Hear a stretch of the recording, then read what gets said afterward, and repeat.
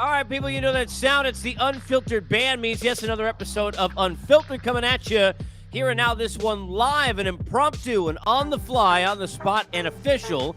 Will go down as episode number 165.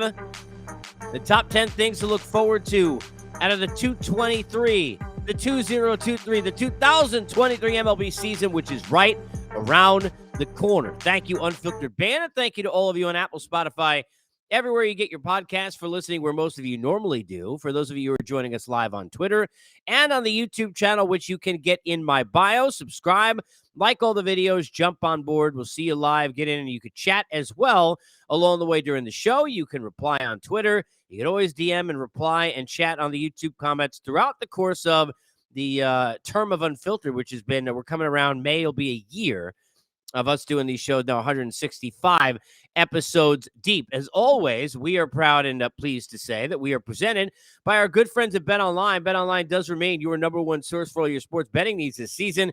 Everything from NFL playoffs to pro and college basketball, UFC, MMA, and more. You'll always find the latest odds, team matchup info, and game trends over at BetOnline. With live betting options, free contests, and live scores for almost any sport or any game imaginable, BetOnline truly is the fastest and easiest way. Bet all your favorite leagues and events. Head over to the website today or use your mobile device to join and receive your 50% welcome bonus. With your first deposit, make sure to use the promo code BELIEVE. That's BLEAV to receive your rewards. It's betonline.ag where the game starts. Before we get started, as I've been saying and trying to promote out there for anybody who is local in the Georgia area, you can come down and see me most of the time, almost every day and night over at Rock and Roll Sushi in Alpharetta, Georgia. Come look it up online, find out how to come see me and talk some SPORTS, food, drinks, sports, me and you conversating, and it's a good time. So enjoy all of that. You can get more information on my YouTube channel or on my Twitter at Casey Stern. Again, welcome to all of you who are listening or watching, whether it's belated or live. I wanted to get into, as we sit now and the calendar says February, whatever it is, what is it, the 10th now? And pitchers and catchers we are approaching, and we are getting to the point where we are almost right then and there for this WBC, for this season to get underway, and for all of the drama to lay out. I've laid it out in this manner. I'm going to give you the top 10 things I'm looking forward to. I am not going to count them down 10-1 because I think it's more about, really getting the ones that I'm looking forward to out there and giving you a sense of where I sit. I want to know where you sit. Chat with me live. Get in on Twitter at Casey Stern. Get on the YouTube. If you're listening on Apple, Spotify, everywhere you get your podcast, and it's belated, get at me. What are you most looking forward? What question are you most looking forward to answering about the upcoming Major League Baseball season? Here we go. Without further ado, a little impromptu live on Twitter and across social. Here are my top 10 things to look forward to and questions to be answered in the 2023 baseball season. No particular order, but I will start chronologically with this one. And that is, how does the World Baseball Classic impact this season and who wins? Now, I don't really want to sit there and tell you, and I've covered some of these, and I remember covering the first one, and I remember being at Chase Field, and I remember all the excitement surrounding it from the people who covered the game, and then realizing that even the people in the stands had no vibe. There was no it factor. To me, these games have been played often in the wrong cities. It hasn't had the best players wanting to attend. And when, you sit there and you're trying to build something new, and it's not a gold medal and it's not the Olympics, which I think everybody would get jacked up if baseball was there, the way that the NHL went years ago and the professionals got involved, and that was handled and looked at differently by fans. It's been hard to kind of get this thing going, right? This different, though, this year. Mike Trout, among others, the forefront guys in the league want to be there. They're going to be representing their countries. You always know that the folks that are sitting around, I've covered baseball in the Caribbean, and I did for years, long time ago when I was at MLB.com. You always know that Venezuela and Puerto Rico and the Dominican Republic and those teams and those folks, Colombia, those guys are representing that emblem on the front in a different way that a lot of us here in the States and in North America just don't understand. We're not feeling that. We don't understand that. You may feel some of that even as a fan when you're watching synchronized swimming during the Olympics because you're rooting for anybody from the U.S., but you don't even really about baseball. It's just not the feeling you get. This is just not what it's been. It's different. And it hits different. I've talked to players and I've covered this event after the first game and the first time that they put that jersey on. It's a different thing. Now, can the U.S. team bring some of that feel this year? Maybe. To certainly bring some of the better players. But one of the things you got to look at, and I know people don't want to sit there, and I'm not trying to sit there and be Debbie Downer to start this list of top 10. They ain't all good. But the injuries, because I mentioned when the NHL players got to the Olympics, and I know, being an Islander fan at the time, that it was not fun watching John Tavares go down with a season-ending injury and ruining my NHL season while he wasn't even playing for the country in which I live. He was playing for Canada. You don't want to have that situation. And there are some teams that are sitting there where the Mets got 12 guys, I think. There are teams that are going to be sitting there with their fingers and their toesies crossed because their investments, their chances, their everything is sitting there and hanging in the balance. And this isn't a skills competition that may not get them hurt. It ain't the home run derby.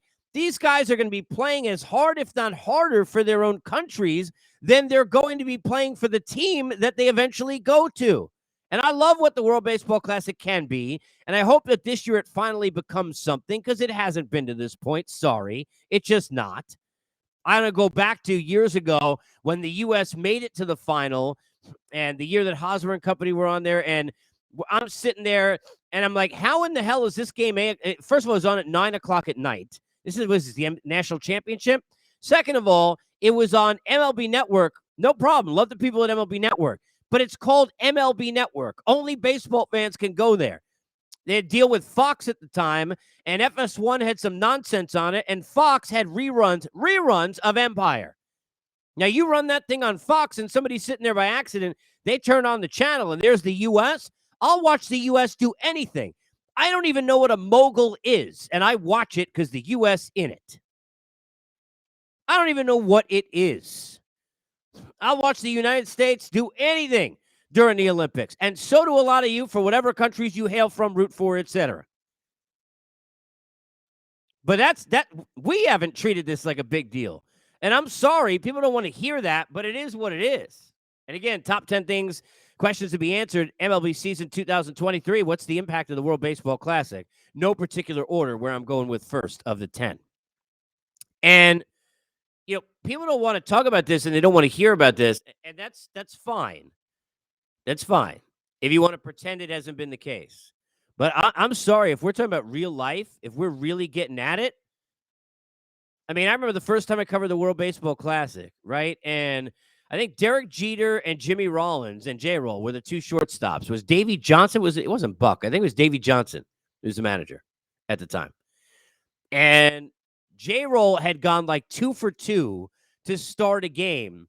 And then they put Derek Jeter in. Like, when you got to, like in Little League, like when my son who's 8 is on a team, and everybody got to, like, they got to rule with his Little League team in that league that, like, everybody got to play a certain amount of innings, and, everybody kind of, gets taken out and has to sit on the bench for an inning. Everybody got to play in the outfield, and then you got to play in the infield, and then everybody's got to have a chance to catch and all that stuff. Great. But if you're handling that in the World Baseball Classic that way, then what the hell is that? But that's the way it's been handled. That's the way it's been handled. How does the World Baseball Classic impact the season that we are about to see take place? That definitely one of the biggest questions to be answered. Top 10 for me in whatever order as we sit there in 2023. Again, these are not in a countdown form, but I want to know, what is the thing you are? What are you most looking forward to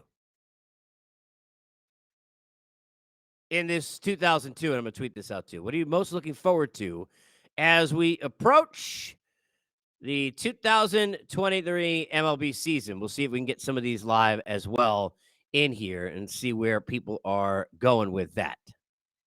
Meanwhile, here's number 2. Again, no particular order. How will the new rules impact the game and the entertainment of the game? I think when you look at the new rules this year, everybody's going to focus on the pitch clock. And, I'll go back to where I've been with this, and I know it's pace and not about total time. And the league has been crossed up on that. Even they've talked about total running time, if you will, of the game. And the game average was 3 hours in this, and then it's 3 hours in that. And I'll go back to, if you listen to me over the years, I go back to many, many times where you're sitting there and I want you to, you imagine you're on a date tonight, or you're sitting there with your husband, your wife, girlfriend, boyfriend, whoever, and you guys are at a movie tonight in front of that TV, and you're thinking, okay, Netflix, fine, let's go. The chill part's over. We're getting to the movie part, and we got a couple choices. And one is 3 hours and 4 minutes. And you say to your better half, there's no way I'm watching a movie that's 3 hours and 4 minutes. Too long. Don't have the time. Don't have the attention span. Tonight's not the night for that. You know what I mean? Love Oliver Stone, not doing 3 hours and 4 minutes. Now, what if I could tell you, if, to use the Entourage thing, would that be something you'd be interested in? If I told you that same movie was 2 hours and 58 minutes, are you really going to watch it for the 6 minutes? You ain't watching it for 6 minutes. So you can cut off a minute here and a minute there. That ain't going to change the way we watch the game. Now, it'll change the pace in the in-between, and I think that could have positive impacts on the game in terms of the pacing of it when you think about the pitch clock. But the biggest impacts of the game clearly are going to be, what do we see in terms of the changing with the shift? And now, for guys who are hitters who have gone from good habits to terrible habits, can they find themselves back into a spot and nestle in where they can now approach trying to use the field? Or are you going to find out, which is very likely as a viewer, that while you thought, hey, they were too stubborn, or they're worried about their paychecks, or they couldn't, or whatever reason you came up with, they can't figure out how to beat the shift. Now you're going to be sitting there saying, well, wait a minute. Now you're telling me they can't change? I thought if I could change, you could change. We all could change. You're going to find guys who are not able to change. And not going to be so easy for them to be spraying it around the field, although I am okay with, and will be in the minority on this, everything that they've done with the shift and the change. And aesthetically, for building and selling the game, I think it's huge. I think for the MIT over MLB nerds of the sport, and that's okay, and maybe that includes me, and that's all right. I think for us, or for whoever, for you, and there are people way worse than I am with it, I think you people can get curmudgeon about it all you want, and nobody gives a crap. At the end of the day, we need more kids. We need more kids to get involved. Need more kids to get involved. And to me, the aesthetics of explaining to an 8-year-old, I know because I got one, why the third baseman all the way over here, that ain't going to fly. And I'm sorry, it's better for the game this way. Just is what it is. I don't need the tight end. Bill Belichick put the tight end all the way over there. Maybe that's interesting, but we kind of know, okay, so that's an I formation. That's where the running back goes. This is just the way it is. This is what a power play looks like. Every sport that way. You want to tell me it's boring to you? I don't really care. To me, shift, positive, let's go. But where I don't think we're understanding, and I mean we, the whole league, because I saw MLB put out, and I don't know, I think it was their own Twitter, the projections for the stolen base leaders for this year. And I think whoever posted it might have been intoxicated, because they had, like, I think, I'm trying to remember who it was at the forefront, but they had like 35 was the highest. I'm going to go out on a limb right now and tell you, I think 3 dudes will steal 50 this year. I don't think people are spending nearly enough time understanding that the biggest impact we're going to see this entire year is going to be from the lack of throws over, the bigger bags, and that combo. Because with the lack of ability that so many hitters have to put the ball in play, with the feast or famine nature that we have with so much of this sport right now, it is going to be absolutely immensely positive that you can find another way to matriculate, if you will, around the bases without use of the bunt or hitting the ball to the right side or all the things that nobody wants to see anymore. And when I say nobody, that wouldn't include me, because to me, that's part of baseball. But I get it. Well, you know what? I want to see people run. I'd rather watch somebody run out a triple or run into the gap in center field to make a diving catch than watch 100 home runs. Sorry. Seen it, been there, done that. Great. When the Screaming Baseball was there, shout out to it, years ago on Baseball Tonight, that was great. That was like 20 years ago. I've seen enough home runs at this point. I want to watch athleticism. I want to watch the athletes of this sport be on center stage, and I think you're going to get people running way more than anybody understands. Those rules are going to change the game more this year than the shift. They will change the game more this year than the pitch clock. You can count on it and bet your ass on it. And remember, I said it. There aren't enough things being talked about in terms of how big of an impact that is going to have on this sport this year. I can't understand. It's like people are asleep. You better wake up because that's going to change this game, 2023. So WBC, what's the impact? Second question, things you're looking forward to answering, finding out how will the new rules impact the game and the entertainment of the game and the style of the game and so on and so forth. Eeny, meeny, miny. Who are the dark horses of 2023? We'll do that as number 3. Here's the problem with this year. It is so have and have not driven. It is so much about the top heavy in the American League, the Yankees and the Astros and the Jays and the Mariners and maybe one or two others.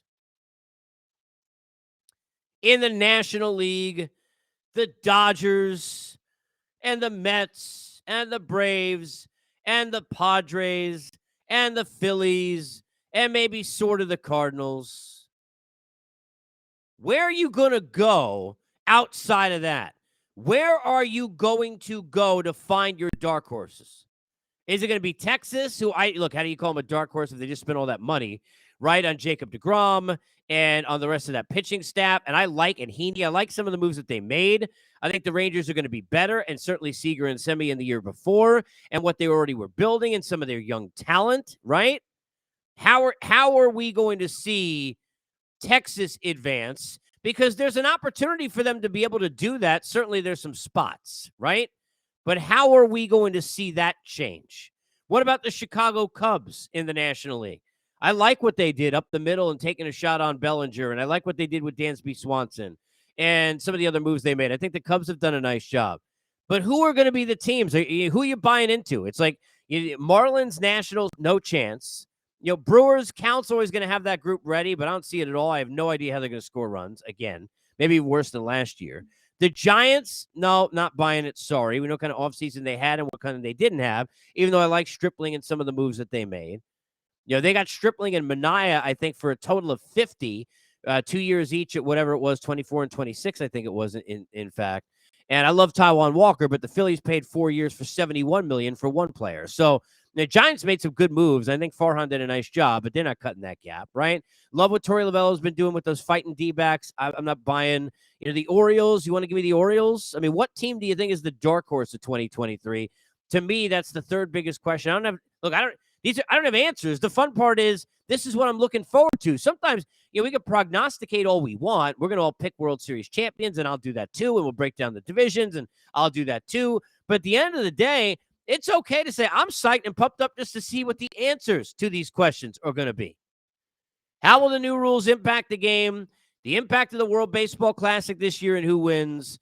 And who are the dark horses in 2023? Here are some coming in from Twitter. I asked what's the thing you're most looking forward to 2023 baseball season. Ivan says that B.R. Codeman, a Mets World Championship. We'll get into that in a second. Ryan says at Mets Space Fan, no shift is a big one. Interesting to see how it impacts the game. Daryl's got Vladdy Jr.'s true coming out season. And go Cubs go 21-24 at all too easy 75 on Twitter. Da Bears. Hey, look, Cubs are going to be better. I get it. Cubs are going to be better. WV Redleg says, I'm a Reds fan, but the battleground that is the NL East now is fascinating. Mets, Braves, Phillies, a menage a trois of really good teams with great players. PG and Family Show, but at WV Red Meat, I get where you're coming from. And let's go to where Ivan and WV Redlegs were. And again, no order. This is not a countdown to number one, but this is the fourth installment of the top 10 things I'm looking forward to. Top 10 questions to be answered. 2023 MLB season. Will and has Steve Cohen's bank rolled a new champion? Has Steve Cohen bankrolled a champ in Queens? Everybody is concentrated on all the money the Mets have spent. Everybody is concentrated on all of the dollars that the Mets have spent in the offseason and the ones they couldn't spend that they tried to before everything went awry with the ankle. We'll get to that here in this list with Carlos Correa. You got a lot of age in Scherzer and Verlander.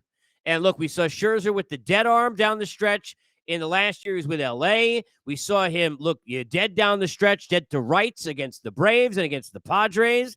and after pitching really well, and that's with the oblique issue he had, and he couldn't even pitch the full year. So what do you get out of those two guys? The upside of Kodai Senga, I'm really pumped about, but we don't know necessarily exactly what we're going to get out of him, even though I think there's certainly a chance he could be very good. You know, obviously, I think bringing Nimmo back and bringing Edwin Diaz back, those were musts, but those don't make the team better. Where I do think the Mets got better that they don't get a lot of credit for because it's not as sexy as in the bullpen. I think, look, Ottavino did a great job last year. Bringing him back, in addition to what they already had gotten with Brooks Raley and David Robertson, that to me iced the cake about where this bullpen is. And this bullpen for the Mets is way, way better. They're going to have a way better chance to not have to rely heavily on Diaz and to keep him as fresh as they can. They're going to be a way better position to, I think, in games where, and again, you talk about the Braves and the Phillies, as somebody mentioned on Twitter, and how tough some of these games are going to be. They're going to be able to match up, I think, really, really well. I love the reverse splits of D-Rob. They're going to be way better, no offense, Joely Rodriguez, in situations against left-handed hitting. So I think really you're looking at a situation now where for the New York Mets, their bullpen is way better equipped. And look, Taijuan Walker and Chris Bassett during the regular campaign, team that won 101 games, those are big losses. Big shoes to fill for Jose Quintana and Kodai Senga. I think it could be a push. It could be a wash where you may net gain. And I love Jacob deGrom. I do. But Jake was never pitching 30 starts in a year. And Verlander, even at this age, been very, very durable, really understands his body. And I think you got a good chance that Verlander going to be out there every 5 days and give you what you need, even though you're going to want to, and Buck will, be careful with him because he's sitting there 39, 40 years old. But I think absolutely one of the 10 biggest questions and things to look forward to and things to find out about the 2023 MLB season has got to be, has Steve Cohen bankrolled a champion? No order again. We got MLB rules impacting the game, how the WBC fares, injuries, who wins, who are the dark horses, and has Steve Cohen bankrolled a champion? Again, my top 10 things that I'm looking forward to seeing answered in the 2023 season. What are yours? Dan gets in at DanEboy09 on Twitter. A full, healthy season of Mike Trout and Ronald Acuna Jr. You mentioned Mike Trout. Let's get to one that's a sexy one I thrown in there for me. Top 10 questions, things to look forward to 2023. Does Mike Trout follow the NBA path? Now, what in the hell does that mean? Does Mike Trout follow the NBA path? I'm not saying is he going to go play point guard for the Philadelphia 76ers, his team growing up. The NBA stars, the stars of stars, the kings of kings, went Triple H on you, WWE folks. But those NBA stars, and it's not just Kyrie, the ultimate pain in the ass, but all of these stars, they now live by a creed that is as follows. I can sign a contract. It says whatever it says. And once that contract is signed, I could still force the hand of whatever team I play for to trade me wherever the hell I want. And we have seen all kinds of different stars over the years in the NBA. I mean, a ton of them go ahead and live by this philosophy and have it be successful. The amount of times we've seen guys beg and force a trade that they have not been moved are zero. Now, maybe the ugliest situation we saw was with Ben Simmons, but Mike Trout a lot better than Ben Simmons. Speaking of Sixers, at least ties at that point to Trout and Philadelphia, who I know Mike going to be big this weekend on his Eagles. If Mike Trout wants to be traded, Mike Trout will be traded. If Mike Trout has a specific place he wants to be traded to, Mike Trout can get traded there. But Mike Trout is the guy you never hear anything about. Mike Trout, the guy who wants to call the guy at the Weather Channel before he wants to do an interview or anything public, even if it's related to baseball. He don't want to be in the spotlight. He don't want to be doing any kind of the frills and any of that. He want to be in the cage working. And by the way, I'm not getting on the guy. That's just what it is, right? I think the league has done the wrong thing in the way they've tried to get him to promote more. I think you gotta push him, but in a way where you're asking him and you're trying to build him up, and you got to blow a lot of smoke, not sit there and do what Rob Manfred, the commissioner, did, who's done a lot of things wrong, let's be fair, and went out there publicly a couple of years ago basically telling you that Mike Trout not doing enough. Sorry. But Mike Trout, not doing a lot. Mike Trout, not an exciting person. He's not. Love Mike Trout. He's an unbelievably nice guy. I've seen him with the media, including me. He's been always kind with everybody I've ever seen him, from spring training and during regular season games and after games, doesn't matter where, giving out autographs, being with kids. He's great. Mike Trout, great. Mike Trout not moving the needle. Mike Trout not moving his own needle. Mike Trout not going to ruffle feathers, and Mike Trout not going to muddy waters. But Mike Trout should ruffle, should muddy, should freak out, and should at some point this season say, I demand to finish this 2023 season in another uniform. If I was Mike Trout's friend, if I was Mike Trout's agent, this is what I would be telling him. I probably have done it already if I were him. Is that going to make anybody in the league not like Mike Trout, other than the Angels maybe in their organization? Nope. There's not going to be one single player who's going to blame Mike Trout, the best player on earth, for wanting to play more than the 11 total. Mike Trout has had 11 total at-bats in the postseason. He's 1 for 11. All of them were in one postseason of play that I covered when I was at Turner. One, when they played the Royals. Lost in 3 days. One time. They won 98 games and then went to the postseason, and in 3 days they went home. C.J. Wilson, 2/3 of an inning, and Mike, and all that whole thing, and goodbye. That's it. That's it. Mike Trout got 11 at-bats. Mike Trout should walk into the office the first day of spring training and say, you got till the end of the season to trade me, or I'm going to sit out. And you know what? That sucks. And you signed a contract, and you shouldn't do that. And these are the things that you need to kind of follow through with if you're a baseball player, because you're an adult and a professional. And I'm a believer in a lot of that. So I'm just telling you the truth. I get it. But you know what? If I was advising Mike Trout, I'd tell him to demand a trade, because no one's going to get mad at him. Everybody knows he's being held hostage with that. Now, it's his own fault, because I never thought he would have gone back there, and he surprised a lot of us by doing that. But that team with the Angels, whether Arnie Moreno changed his mind on selling or not, they are never going to win. Ohtani is going to leave. I'm telling you right now, I said this a million times, and I'm going to combine number 5 and number 6, because number 6, again, no order, top 10 questions I want to see answered in 2023, top 10 biggest stories, top 10 things to look forward to. They're all in the same category. And here's another one. Where does Ohtani finish the 2023 season? Because it's not going to be with the Angels. Ohtani's getting traded at the deadline. Ohtani is not staying. If you can go and bet in Vegas today, and I've been saying this for a year, there are certain things that I feel so strongly about that I just continue to bang, bang, bang, bang, bang on the drum.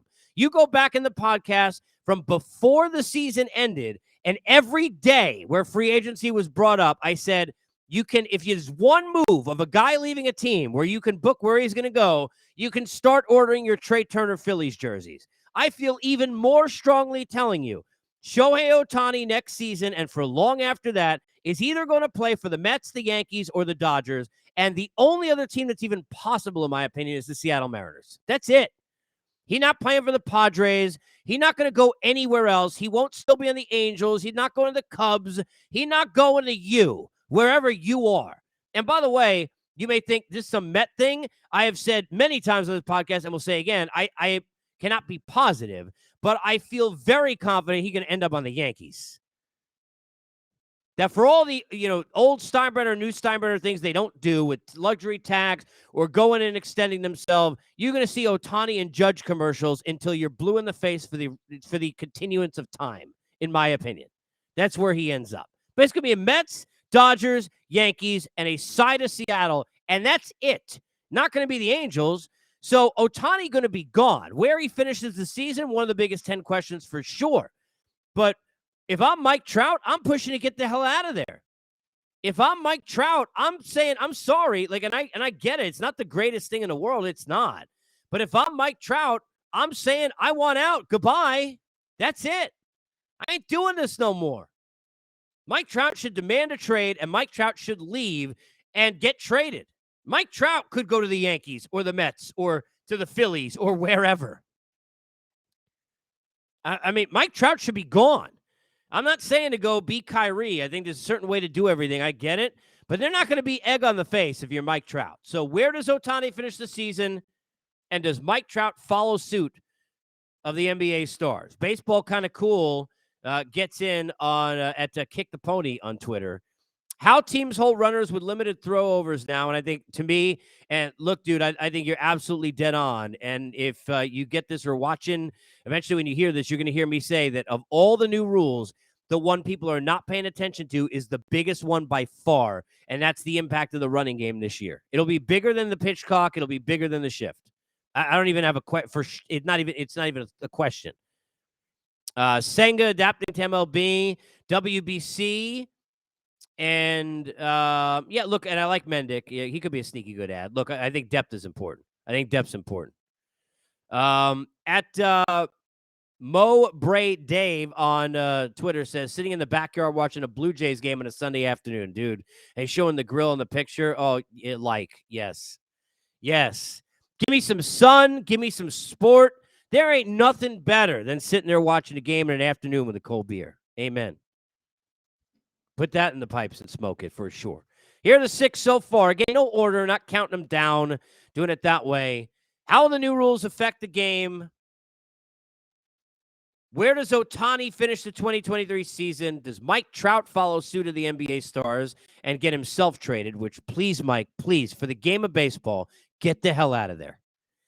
How does the WBC impact the game, the players, injuries, and who wins? Has Steve Cohen bankrolled a champion? And who are the dark horses in this league of have and have-nots? Texas and Chicago being a couple that I threw out there. How about the shortstops at number 7? Mentioned Trey Turner. Xander Bogaerts, Dansby Swanson, Carlos Correa. One of the big stories, the 4 horsemen, the founding fathers of shortstops, right? The Mount Rushmore of the free agency. That was where we were. How is all this going to work out? I think Trey Turner in Philadelphia is a bar none perfect match, and it'll be even more perfect once Harper gets back midseason. Xander Bogaerts, I love Xander Bogaerts. Underrated talent, underrated player. Got overpaid. There's nothing wrong with that. The Padres certainly have spent plenty of money, and we'll get to that in a second because they got their own here on my 10. Dansby Swanson, I feel like with the Chicago Cubs, was an underrated deal. And I think, when you look at the AAV and the amount of years, it's a pretty good deal. Dansby Swanson's a winner. Now, what does that cost and how much do you pay for that? I watched him here in Atlanta. This guy hits the best pitching, clutch gene through the roof, leadership through the roof, general on the field for sure. And Dansby Swanson going to help be an extension of everything Rossi trying to do to build that culture. Everything Anthony Rizzo was during those years with Chicago, I mean, like Dansby Swanson going to be, that was a huge ad. And then the questions of Carlos Correa. I mean, you got people saying it's the ankle's the worst they've ever seen. You got 2 teams in the Giants and Mets with tons of egg on the face that didn't want to go there. Eventually, even though they went far down the line, he goes back to the Twins, tail between his legs, acting like he always wanted to be a Twin. But please, I mean, are you kidding me? He was trying desperately to not go back to Minnesota. So what a weird scenario that is. It's like an arbitration case where the 2 sides talk crap about each other, and then they got to go back and play. Like, I never understood that. Like, you sit in a room, like, with your agent or your lawyer, and the team tells you all the reasons they shouldn't pay you, and then you got to go be nice to them the rest of the year. What a weird scenario that is. But Carlos Correa with the Twins, how that's going to pan out. Which shortstop of the 4 do you think was the best signing from free agency? Is it Turner, Phillies? Is it Xander, San Diego? Is it Dansby with the Cubs? Or is it Correa with the Twins? Hit me up at Casey Stern on Twitter. If you're listening on Apple, Spotify, everywhere you get your podcast belated, you can get me on Twitter through the DMs, or you can jump in and comment on the YouTube channel where you can watch and listen to all the videos, all the guests, and more. It's simple. Go over to my Twitter at Casey Stern and get on board the Unfiltered Revolution in my bio for jumping on the YouTube channel and subscribing. I mentioned the Padres.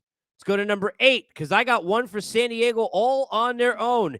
Is this the year that the Padres passed the Dodgers? 2 years ago, during the Jace Tingler phenomenon, everybody was all over the Padres before the year. It was going to be the time. We had all that arms race, right, before the season, and the Padres were putting in dollars, and they were going to spend money, and everybody trying to figure out, was that going to be the year that the Padres passed the Dodgers? And the answer was no. Even at the end of the year, fighting for Max Scherzer and losing him to the Dodgers. Then Bob Melvin came in. Then Juan Soto went over. Then Manny Machado ascended to being an MVP and taking everything we had as talent and bringing the maturity with it and the work ethic with it at a new and advanced level. Manny Machado. Speaking of questions, what happens with him? Can they avoid letting him out to free agency? They just paid Yu Darvish till he's 88 years old. AAV down a little bit, but 6 years way too much. But the Padres ain't playing. They tried to give Aaron Judge $400 million. They gave Xander Bogaerts $280 million. The Padres better have a lot more millions because they got to now pay Manny Machado and Juan Soto. How in the hell are you going to do that? Then you got people reporting they feel like they're going to be as in as anybody on Ohtani. Now, I don't know where the Padres getting all this money. Steve Cohen don't own that team. Whatever banks they robbing, they better find a few more. If it vaults they're opening, they better get a few more. Whatever Jedi mind tricks they're using, they better use a few more because to go get Soto and Machado to lock up and stay, bring in Ohtani to lock up and join them, you're going to be spending a lot of cash. But it's about what happens in the standings. And I think even for the chances to keep Manny Machado, it's about this year what happens in the standings. Can you finally get past the Dodgers? Can you finally get over that hump? Will the Padres do it in 2023? Do you think this is the year San Diego gets on top and outlasts the Dodgers? Again, top 10 biggest questions heading into 2023 for me, and things to look forward to. I want your answers. We got 8 in the can so far. No order. Got 2 to go. Will Houston ever have a problem? And we don't mean the problem that they had with, the legal aspect of things in baseball and what they did wrong in 2017, or the court of public opinion until the end of time now that happened. But the Astros are in 6 consecutive league championship series. 6. It's going to be 7. It's going to be 7. Barring some injuries that are unforeseen, how's it not 7?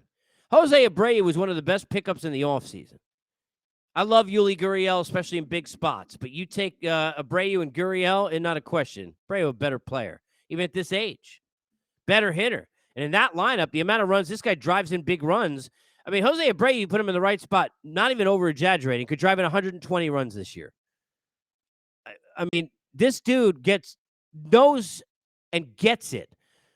Old school style. Get the ball in the air, runner at third, less than 2 out. Right? Kind of a thing. He knows how to bring runs in. This guy knows what he's supposed to do. Shorten his swing. I remember I've said this before.